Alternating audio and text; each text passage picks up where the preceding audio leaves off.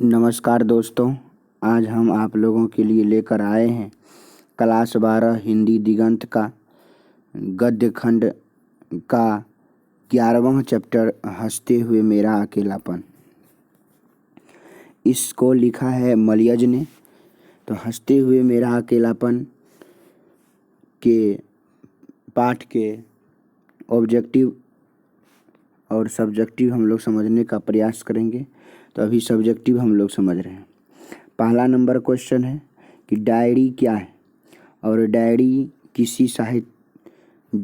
किसी साहित्यकार द्वारा लिखित उसके महत्वपूर्ण दैनिक अनुभव का ब्यौरा होता है। जो कोई डायरी लिखता है वह डायरी साहित्यकार के द्वारा लिखा उसके महत्वपूर्ण दैनिक मतलब उसके जीवन में जो महत्वपूर्ण दिन आता है, जो भी महत्वपूर्ण दिन आता है उसी के अनुभवों का क्या है, ब्यौरा होता है। उसमें डिटेल से उसको लिखा जाता है, जिसे वह बड़ी सच्चाई के साथ लिखता है।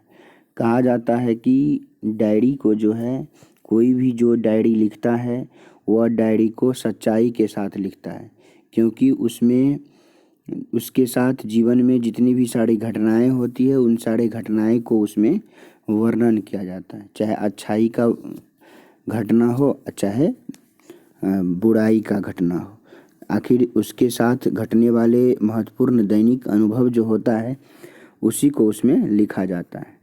इसीलिए कहा जाता है कि जिससे वह बड़ी सच्चाई के साथ लिखता है।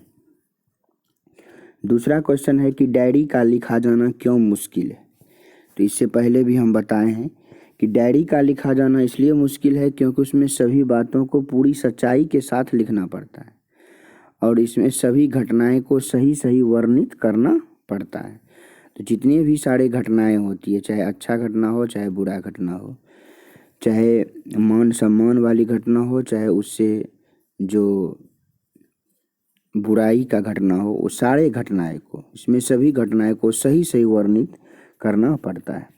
इसीलिए हम कह सकते हैं कि डायरी लिखना मुश्किल होता है। अब आपसे यह सवाल पूछा जा रहा है कि किस तारीख की डायरी आपको सबसे प्रभावशाली लगी और क्यों लगी। तो इसमें मनुष्य के जो विद्यार्थी हैं उनके सोच से अलग अलग तारीख की डायरी अलग अलग घटनाएं को वर्णन करता है।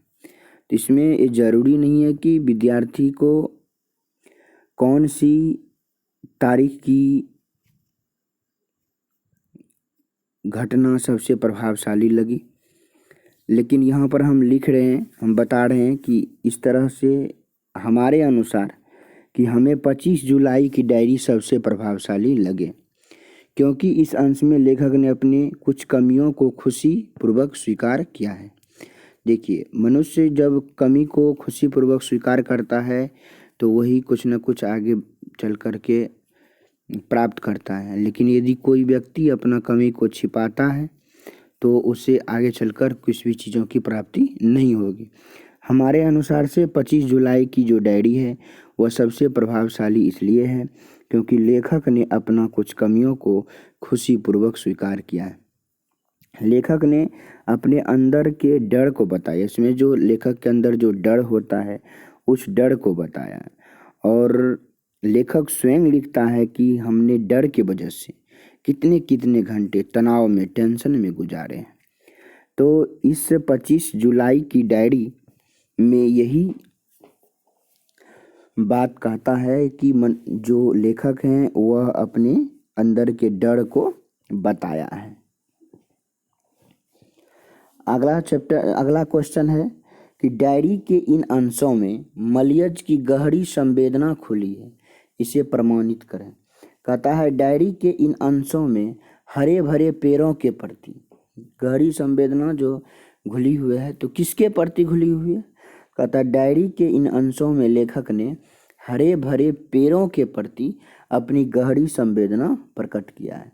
तो गहरी संवेदना किसके प्रति है, तो हरे भरे पेड़ों के प्रति। अगला क्वेश्चन है कि धरती के क्षण से क्या आशय है। जो धरती के क्षण है उस धरती के क्षण से क्या तात्पर्य है, क्या आशय है।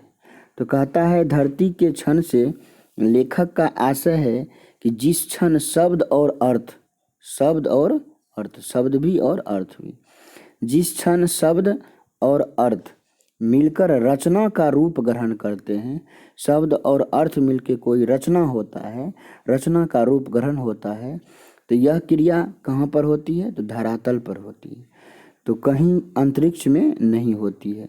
इसीलिए बोला जाता है धरती के क्षण। तो यह क्रिया कहाँ पर होती है? धरातल पर होती है। शब्द और अर्थ मिलकर जो रचना करते हैं, यह क्रिया कहाँ पर होती है? धरातल पर होती है, मतलब पृथ्वी पर होती है, धरती पर होती है। तो धरती पर होती है, कहीं अंतरिक्ष में नहीं, मतलब आकाश में नहीं होता है, धरातल पर ही होता है। इसीलिए इसको कहा गया है धरती के क्षण। अगला क्वेश्चन है, लेखक के अनुसार सुरक्षा कहाँ है? वह डायरी को किस रूप में देखना चाहते हैं? तो कहता है लेखक के अनुसार सुरक्षा सूरज की रोशनी में। किसके रोशनी में? सूरज की रोशनी में। तो सूरज की रोशनी जो है यह हमें क्या करती है? सुरक्षा प्रदान करती है। सुरक्षा की चुनौती को झेलने में, यदि हम सुरक्षा की जो चुनौती है उसको यदि हम झेलने लगे तो वही है सुरक्षा। लेखक चाहता है कि किसी अनुभव कि उनका सभी अनुभव डायरी में व्यक्त हो। लेखक कहता है कि यदि हमारा जितना भी सारे अनुभव है वो सारे के सारे अनुभव जो है किस में व्यक्त होना चाहिए? डायरी में व्यक्त होना चाहिए। उसके बाद अगला क्वेश्चन है कि लेखक ने किस डर की बात करता है? लेखक अपने किस डर की बात करता है? इस डर की खासियत क्या है? कहता है लेखक को अपने जीवन में आने वाली बुरी बुरी बीमारी का डर सताता है। भाई बीमारी का डर तो सबको सताता है। तो लेखक भी अपने जो उनकी अनुभव है वो अनुभव में यह बात लिख देता है कि लेखक को अपने जीवन में आने वाली बुरी बुरी बीमारी का डर सताता है और लेखक के घर की किसी सदस्य के देर तक वापस न आने की भी डर सताता है। यदि लेखक के घर में कोई रात में कोई देर तक लौटता है तो उसी के लौटने का डर लेखक को सताता है। इस घर की खासियत यह है कि इसके कारण लेखक घंटों तक तनाव में गुजार देता है। उसका हृदय काफ़ी धड़कता है। कहता है इसी के वजह से, उस बीमारी के डर के वजह से उनका जो तनाव है, उनका जो तनाव है उसमें, वह तनाव में ही उन्होंने घंटों घंटों गुजार देता है। दूसरा यह है कि यदि कोई घर नहीं लौटता है तो उसी का तनाव में वह उन्होंने घंटों घंटों गुजार देता है। तो मैं आशा करता हूँ कि आप लोगों को यह वीडियो अच्छा लगा होगा। यदि आपको ये अच्छा लगे और मेरे चैनल पर आप नए आए हैं तो मेरे चैनल को आप लोग सब्सक्राइब कर लीजिएगा और इस वीडियो को ज़्यादा से ज़्यादा शेयर कीजिएगा। धन्यवाद।